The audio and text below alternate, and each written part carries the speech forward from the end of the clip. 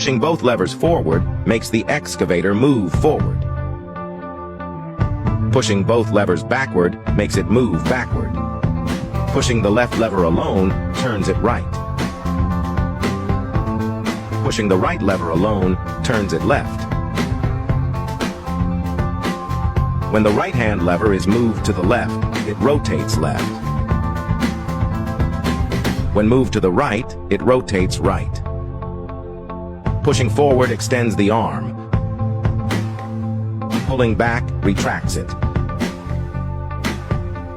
Pushing the left-hand lever downward lowers the boom. Pulling it backward raises the boom. Pushing left closes the bucket to dig. Pushing right opens it to dump. Learning to operate an excavator is that simple. Have you mastered it?